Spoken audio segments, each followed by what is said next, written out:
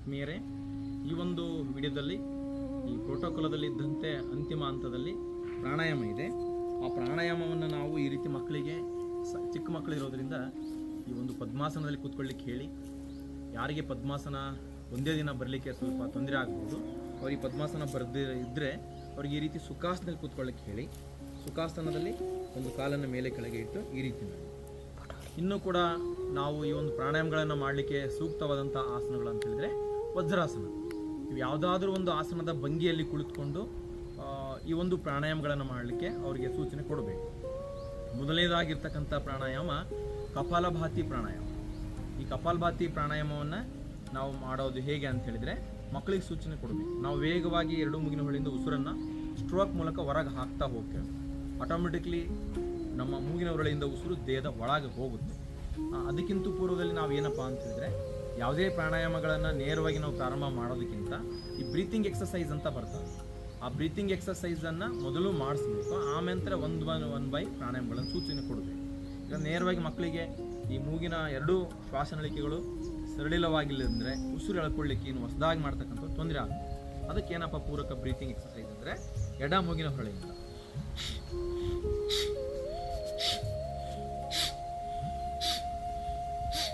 ಮತ್ತು ಬಲ ಮೂಗಿನ ಹೊರಳಿ.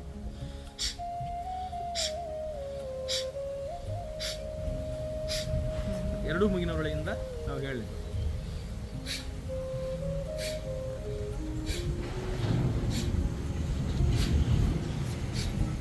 ಇದಕ್ಕೆ ನಾವು ಯೋಗಾಭ್ಯಾಸದಲ್ಲಿ ಪತ್ರಿಕಾ ಪ್ರಾಣಾಯಾಮ ಅಂತ ಕರೀತೇವೆ.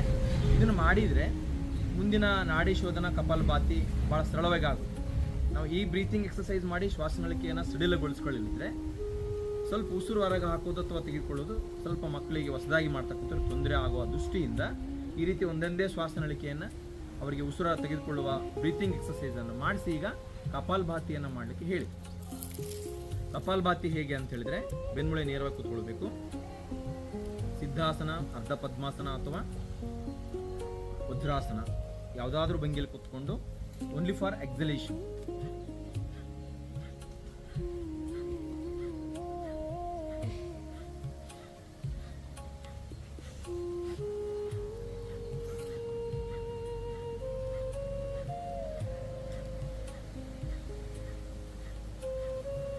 ಈ ರೀತಿ ಉಸಿರನ್ನು 1:1 ರೇಷಿಯೋ ಓನ್ಲಿ ಇಲ್ಲಿ ಏನು ಮಾಡ್ಬೇಕು ನಾವು ಸ್ಟ್ರೋಕನ್ನು ಅಂದರೆ ಒಂದೊಂದು ಉಸಿರು ಹೊರಗೆ ಹಾಕ್ತಾ ಅಷ್ಟೇ ಪ್ರಮಾಣದಲ್ಲಿ ಗಾಳಿ ಒಳಗೆ ಆಟೋಮೆಟಿಕ್ಲಿ ತಗೊಳ್ಳುತ್ತೆ ಬಾಡಿ.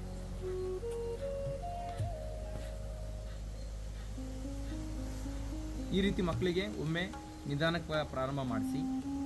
ಯಾರಿಗೆ ಅವರಿಗೆ ಹೊಸದಾಗಿ ಉಸಿರನ್ನು ಹೊರಗೆ ಹಾಕಲಿಕ್ಕೆ ತೊಂದರೆ ಆಗ್ತದೆ ನಿಧಾನಕ್ಕೆ ಮಾಡಲಿಕ್ಕೆ ಹೇಳಿ.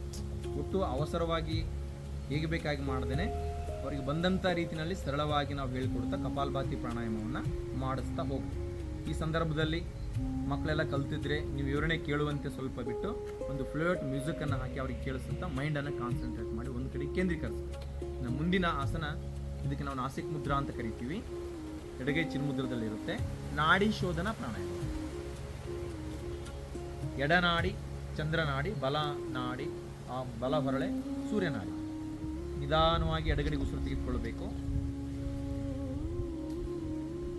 ಸ್ಲೋಲಿ ಬಲ ಮೂಗಿನ ಹೊರಳಿಂದ ಉಸಿರನ್ನು ಹೊರ ಹಾಕಬೇಕು.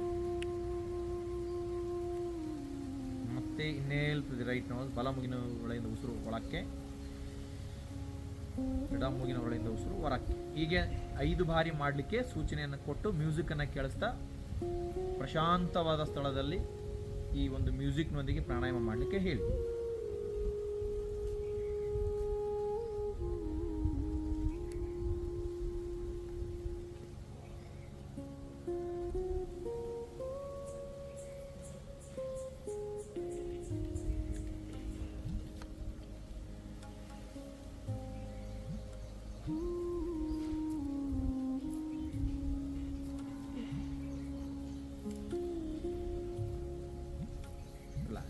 ಈ ರೀತಿ ನಾಡಿ ಶೋಧನ ಪ್ರಾಣಾಯಾಮವನ್ನು ಮಾಡಲಿಕ್ಕೆ ಹೇಳಿ ಮಕ್ಕಳಿಗೆ ಈ ರೀತಿ ಕೈ ಉಜ್ಜಿಸಿ ಅವರಿಂದ ಕಣ್ಣುಗಳ ಮೇಲೆ ಬರೆಸ್ಕೊಳ್ತಾ ಬರಲಿ. ಈ ಪ್ರಕಾರದಲ್ಲಿ ನಾವು ಮಕ್ಕಳ ಒಂದು ಸರಳತೆಯನ್ನು ಅವರನ್ನು ಯೋಗ ಕ್ರಿಯೆ ಕಡೆಗೆ ಸೆಳೆದುಕೊಳ್ತಾ ಮಾಡ್ತೀವಿ. ಇನ್ನು ಮುಂದಿನ ಹಂತದಲ್ಲಿ ಇಲ್ಲಿ ಶೀತಳಿ ಪ್ರಾಣಾಯಾಮವನ್ನು ಕೊಟ್ಟಿದ್ದಾರೆ. ಯಾವಾಗ ದೇಹ ವ್ಯಾಯಾಮ ಎಕ್ಸಸೈಸು ಆಸನಗಳನ್ನು ಮಾಡುವಾಗ ಬಾಡಿ ಹೀಟ್ ಆಗುತ್ತೆ. ಅದಕ್ಕೆ ನಾವು ಕೂಲಿಂಗ್ ಪ್ರಾಣಾಯಾಮ ಅಂತ ಕರಿತೀವಿ. ಶೀತಳಿ, ಶೀತಕಾರಿ, ಸದಂತ. ಇಲ್ಲಿ ಒಂದು ಕೊಟ್ಟಿದ್ದಾರೆ ಶೀತಳಿನ, ನಾನು 3 ತೋರಿಸ್ತೇನೆ. ನೀವು ಮಕ್ಕಳಿಗೆ ಇದನ್ನು ಪ್ರತಿ ಶನಿವಾರ ದಿವಸ ಮಾಡಿಸಿದರೆ ಉಷ್ಣತೆ ಹೆಚ್ಚು ಇರುವಂಥ ಮಕ್ಕಳ ದೇಹ ಕೂಲ್ ಆಗುತ್ತೆ, ತಂಪುಗೊಳ್ಳುತ್ತೆ. ಮೊದಲನೇದಾಗಿ ಶೀತಳಿ. ಹೇಗೆ? ನಾಲಿಗೆಯನ್ನು ಹೊರ ಚಾಚಬೇಕು.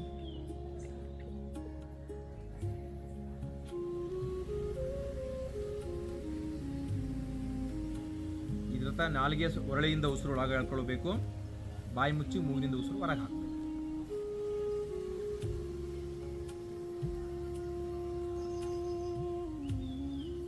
ಒಂದು 5 ಬಾರಿ ಮಾಡ್ಲಿಕ್ಕೆ ಹೇಳಿ. ಬಾಯಿ ತಂಪಾಗುತ್ತೆ, ಒಸಡಿನ ನೋವು ನಿವಾರಣೆ ಆಗುತ್ತೆ, ಹಲ್ಲುಗಳು ಸ್ವಚ್ಛಂದವಾಗ್ತವೆ. ಬಹಳ ಖುಷಿಯಿಂದ ಮಕ್ಕಳು ಈ ಶೀತಳಿ ಪ್ರಾಣಾಯಾಮವನ್ನು ಮಾಡ್ತಾರೆ.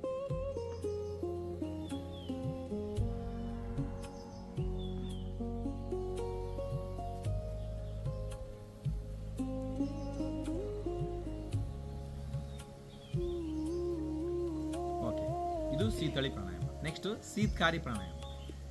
ನಾಲಿಗೆನ ಹೊರಗೆ ಚಾಚಿ ಅರ್ಧಕ್ಕೆ ಮಡಚಬೇಕು. ನಾಲಿಗೆ 2 ಸಂಧಿಯಿಂದ ಉಸಿರು ಒಳಗೆಳ್ಕೊಳ್ಳುವಂತೆ ಸೂಚಿಸಬೇಕು.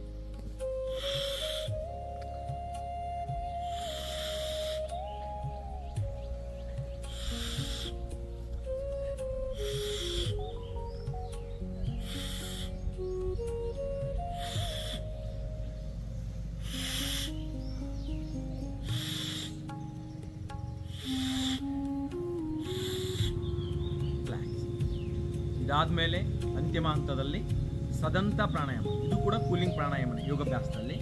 ಹಲ್ಲುಗಳ ಸಂಧಿ, ಸಾದಂತ ಹಲ್ಲುಗಳ ಸಂಧಿಯಿಂದ ಉಸಿರನ್ನು ಎಳ್ಕೊಳ್ಬೇಕು, ಬಾಯಿ ಮುಚ್ಚಬೇಕು, ಮೂಗಿನಿಂದ ಉಸಿರನ್ನು ಹೊರ ಹಾಕಬೇಕು. ಗಮನಿಸ್ತಾ ಹೋಗಿ.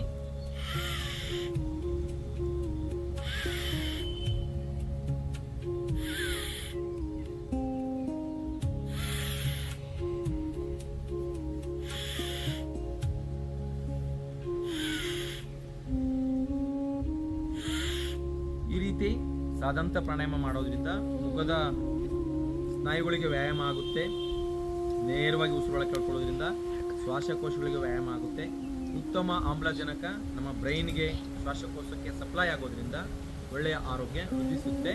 ಆ ರೀತಿ ಗಾಳಿ ಒಳಗೆ ಹೋದಂತೆಲ್ಲ ಏನಾಗುತ್ತೆ, ದೇಹ ಉಷ್ಣತೆ ಕಡಿಮೆಯಾಗಿ, ಹೀಟ್ ಕಡಿಮೆಯಾಗಿ ಸಮಶೀತೋಷ್ಣ, ಸಮ ಉಷ್ಣ ಮತ್ತು ಸಮಶೀತ ಎರಡೂ ಕೂಡ ದೇಹ ಪಡ್ಕೊಳ್ಳುತ್ತೆ. ಈ ರೀತಿ ಕೂಲಿಂಗ್ ಪ್ರಾಣಾಯಾಮಗಳು ದೇಹದ ಉಷ್ಣತೆಯನ್ನು ನಿವಾರಿಸಲಿಕ್ಕೆ ಹೆಲ್ಪ್ ಮಾಡ್ತದೆ. ಪ್ರೋಟೋಕಾಲದಲ್ಲಿದ್ದಂತೆ ಶೀತಳಿ ಪ್ರಾಣಾಯಾಮವನ್ನು ಅಭ್ಯಾಸಿಸಿ, ಸಮಯ ಇದ್ದರೆ ಈ 2 ಪ್ರಾಣಾಯಾಮಗಳನ್ನು ಹೇಳಿಕೊಟ್ರೆ ಇನ್ನೂ ಕೂಡ ಒಳ್ಳೆಯದು. ಇದನ್ನು ನಾವು ಮಕ್ಕಳಿಗೆ ಸೂಚನೆಯಾಗಿ ಕೊಡೋಣ. ಇದಾದಮೇಲೆ ಮುಂದಿನ ಪ್ರಾಣಾಯಾಮ ಭ್ರಾಮರಿ ಪ್ರಾಣಾಯಾಮ. ಇದು ಭಾಳ ಮಕ್ಕಳಿಗೆ ಭಾಳ ಹೆಲ್ಪ್ಫುಲ್. ವಿದ್ಯಾಭ್ಯಾಸ ಮಾಡ್ತಕ್ಕಂಥ ಮಕ್ಕಳು, ಅದು ಎಸ್ಪೆಷಲಿ 10ನೇ ತರಗತಿಯಲ್ಲಿ ಓದ್ತಕ್ಕಂಥ ಮಕ್ಕಳು ಈ ಭ್ರಾಮರಿ ಪ್ರಾಣಾಯಾಮವನ್ನು ನಿತ್ಯ ಅಭ್ಯಾಸ ಮಾಡಿದರೆ ಅವ್ರದ್ದು ಮೈಂಡ್ ಕಾನ್ಸಂಟ್ರೇಷನ್ ಹೆಚ್ಚಿಗೆ ಡೆವಲಪ್ ಆಗುತ್ತೆ. ಓದಿದಂಥ ವಿಷಯ ನೆನಪಿನಲ್ಲಿರುತ್ತೆ. ಹೆಚ್ಚು ಅವ್ರ ವಿಷಯವನ್ನು ಓದಲಿಕ್ಕೆ ಆಸಕ್ತಿ ಪಡ್ತಾರೆ. ಕ್ಲಿಷ್ಟಮಯವಾದಂಥ ವಿಷಯವನ್ನು ವಿದ್ಯಾಭ್ಯಾಸ ಮಾಡುವಂಥ ಮನಸ್ಥಿತಿ ಮಕ್ಕಳಲ್ಲಿ ಬೆಳವಣಿಗೆ ಹೊಂದುತ್ತೆ. ಮಕ್ಕಳಲ್ಲಿ ಏಕಾಗ್ರತೆ ಬರ್ತದೆ. ಮಕ್ಕಳ ಕಠೋರ ಮನಸ್ಸು ಭಾಳ ಹಗುರ ಮನಸ್ಸಾಗ್ತದೆ. ಗುರು ಹಿರಿಯರಿಗೆ ಗೌರವಿಸೋದು, ಶಿಕ್ಷಕರು ಹೇಳಿದಂಥ ಮಾತು ಕೇಳೋದು, ಅವರಿಗೆ ತಲೆಬಾಗಿ ನಮಿಸೋದು, ಅವ್ರು ಹೇಳಿದಂಥ ಮಾತುಗಳನ್ನು ಕೇಳಿ ಬದಲಾಗುವುದು, ಇಂಥ ಮನಸ್ಥಿತಿಯನ್ನು ತಂದು ಕೊಡ್ತಕ್ಕಂಥ ಪ್ರಾಣಾಯಾಮ ಈ ಒಂದು ಭ್ರಾಮರಿ ಪ್ರಾಣಾಯಾಮ. ಗಮನಿಸಿ, ಹೆಬ್ಬೆರಳುಗಳನ್ನು ಈ ರೀತಿ ಕಿವಿಯಲ್ಲಿಡಬೇಕು, ಕೈಗಳ ಮುಂದೆ ಇರಬೇಕು. ದುಂಬಿಯ ಜೇಂಕಾರದ ಶಬ್ದವನ್ನು ಹಾಕುತ್ತಾ ಈ ಪ್ರಾಣಾಯಾಮವನ್ನು ಅಭ್ಯಾಸಿಸಬೇಕು. ಬೆನ್ಮೂಳೆ ನೇರವಾಗಿರಲಿ.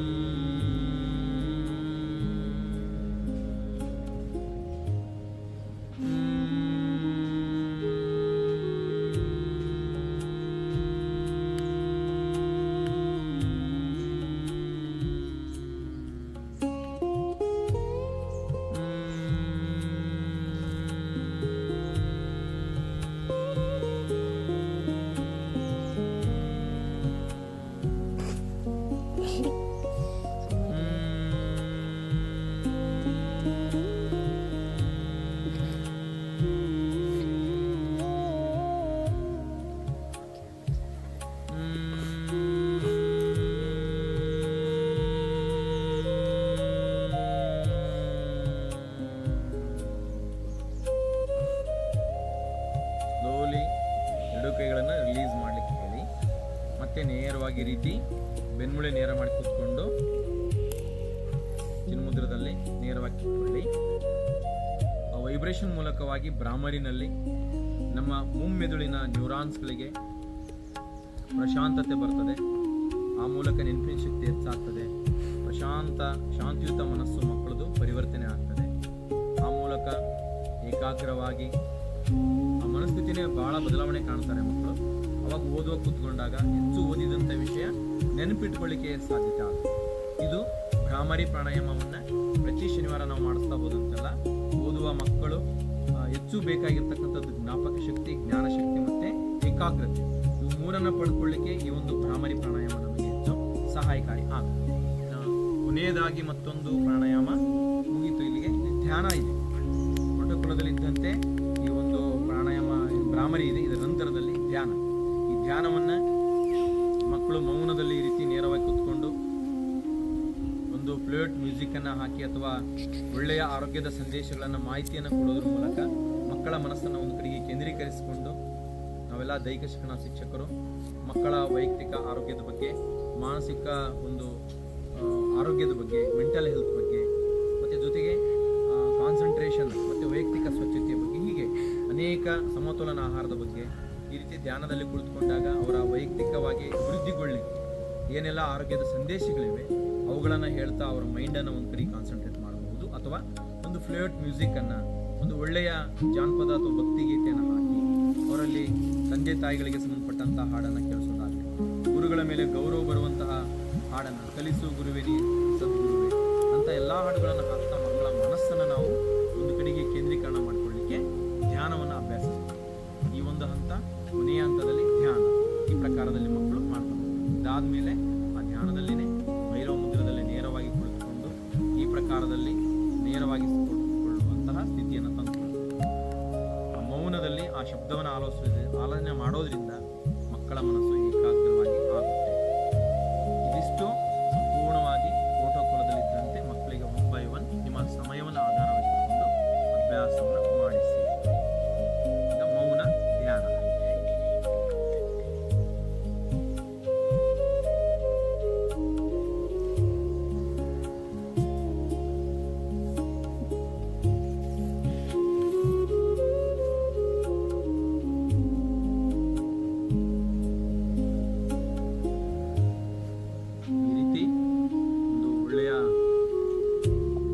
ಭಾವಗೀತೆಯೊಂದಿಗೆ ಮನಸ್ಸನ್ನು ಉತ್ತಮಪಡಿಸುವ ಫ್ಲೂಟ್ ಮ್ಯೂಸಿಕ್ ಒಳಲಿನ ನಾದದೊಂದಿಗೆ ಮಕ್ಕಳ ಮನಸ್ಸನ್ನು ಕೇಂದ್ರೀಕರಿಸುವಂತಹ ಶಬ್ದವನ್ನು ಹಾಕಿ ಧ್ಯಾನದಲ್ಲಿ ಕೂರಿಸಬೇಕು. ಮಕ್ಕಳು ತಮ್ಮ ಹರಿದಾಡುವಂಥ ಮನಸ್ಸನ್ನು ಒಂದು ಕಡೆಗೆ ಕಾನ್ಸಂಟ್ರೇಟ್ ಮಾಡ್ತಾರೆ. ಪ್ರಶಾಂತವಾದಂತಹ ಶಾಲಾ ವನದ ಭಾಗದಲ್ಲಿ ಮಕ್ಕಳಿಗೆ ಈ ಒಂದು ಅಭ್ಯಾಸಗಳನ್ನು ಮಾಡ್ತಾ ಹೋಗುತ್ತೆ. ಕಾನ್ಸಂಟ್ರೇಷನ್ ಹೆಚ್ಚಾಗುತ್ತೆ, ಒಳ್ಳೊಳ್ಳೆ ಆಲೋಚನೆ ಬರುತ್ತೆ. ಇವೆಲ್ಲ ಪಾಠದ ಬಗ್ಗೆ ಮತ್ತು ಆರೋಗ್ಯದ ಬಗ್ಗೆ, ವೈಯಕ್ತಿಕ ಸ್ವಚ್ಛತೆ ಬಗ್ಗೆ ನಾವೇನೆಲ್ಲ ಹೇಳ್ತೀವಿ ಮಕ್ಕಳಿಗೆ ಕೇಳಿಸಿಕೊಳ್ಳುವಂಥ ವ್ಯವಧಾನ ಬರ್ತದೆ. ಜೊತೆಗೆ ತಾಳ್ಮೆಯಿಂದ ನಿಮ್ಮೊಂದಿಗೆ ವರ್ತನೆ ಮಾಡ್ತಾರೆ. ನಾವು ಹೇಗೆ ಮಕ್ಕಳೊಂದಿಗೆ ಇರ್ತೀವಿ ಆ ಪ್ರಕಾರದಲ್ಲಿ ಮಕ್ಕಳು ನಮಗೆ ಕ್ರಿಯೆಗೆ ಪ್ರತಿಕ್ರಿಯೆಯನ್ನು ಕೊಡ್ತಾ ಒಳ್ಳೆಯ ಉತ್ತಮ ನಾಗರಿಕರಾಗಿ ಪರಿವರ್ತನೆ ಆಗಲಿಕ್ಕೆ ಈ ಒಂದು ಯೋಗ ಬಹಳ ಸಹಾಯಕಾರಿ ಆಗ್ತದೆ.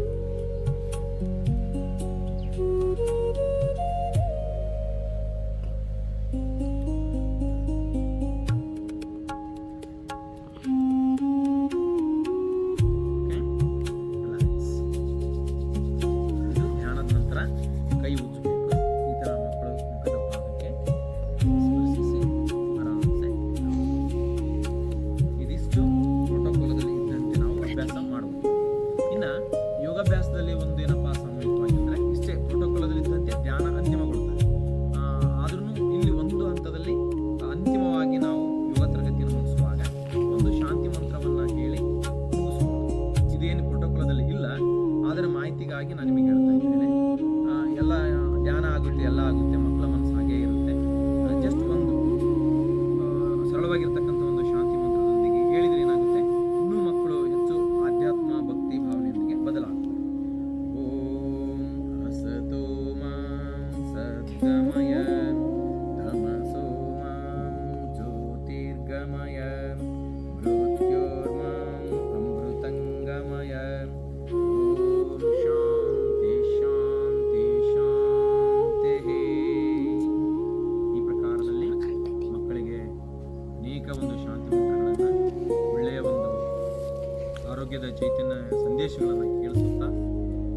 ಮಾಹಿತಿ ಕೊಡ್ತಾ ಹೋದಂತೆಲ್ಲ ಏನಾಗುತ್ತೆ, ಈ ಒಂದು ಅಂತಾರಾಷ್ಟ್ರೀಯ ಯೋಗ ದಿನಾಚರಣೆಯ ದಿನ ಮಕ್ಕಳು ಸಂಪೂರ್ಣವಾಗಿ ಯೋಗಯುಕ್ತರಾಗ್ತಾರೆ. ಯಾರಲ್ಲಿ ಈ ಯೋಗದ ಆಸಕ್ತಿ ಬೆಳವಣಿಗೆ ಹೊಂದುತ್ತೆ ಅವರ ಜೀವನ ಶೈಲಿನೇ ಬದಲಾಗುತ್ತೆ.